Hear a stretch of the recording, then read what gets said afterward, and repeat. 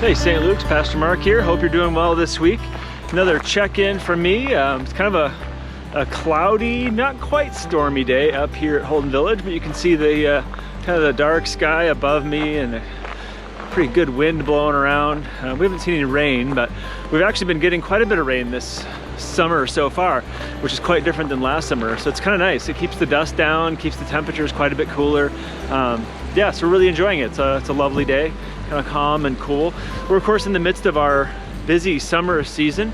We had a really big cohort come in last Sunday. It was actually the largest I've ever personally seen the village, and it's the largest the village has ever been in, it's the largest the village has been in years. So it's really exciting to see that. We had a great group of guests.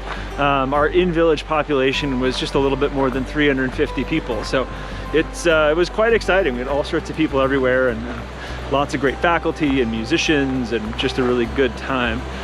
But you know, it just keeps us busy. We're always kind of up to something, and something's always going on. So kind of busy life up here during the summer season.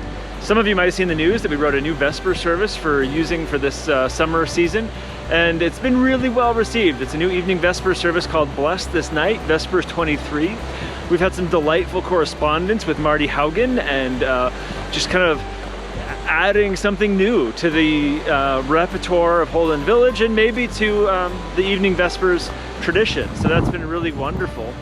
And we were really careful and conscious about the language that we chose and the way that was written and the way the Greek and Hebrew from the scripture that we used were translated. It was a really fun and life-giving project. Yeah, it just got really windy where I was, so I had to stop here for a minute, but yeah, it was a really wonderful and life-giving project to be a part of writing a Vesper service. But one of the things that made the four of us who worked on it in particular, what it made it think about was the words that we use, particularly in worship, help us create the reality we hope to see.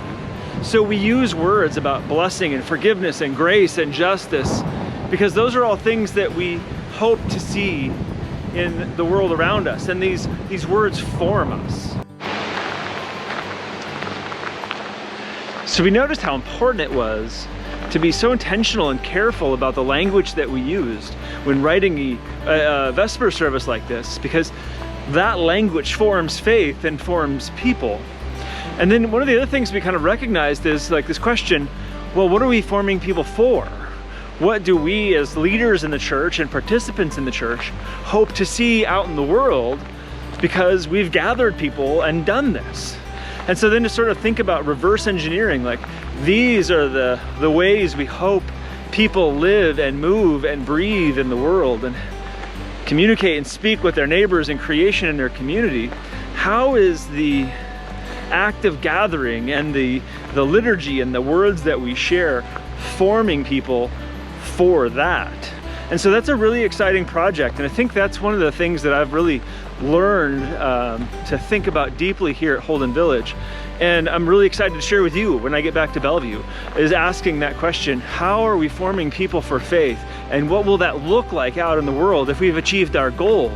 And what words and liturgies and ways of being do we need to be about to achieve those goals, to form that faith and form us as people of God, particularly in our community?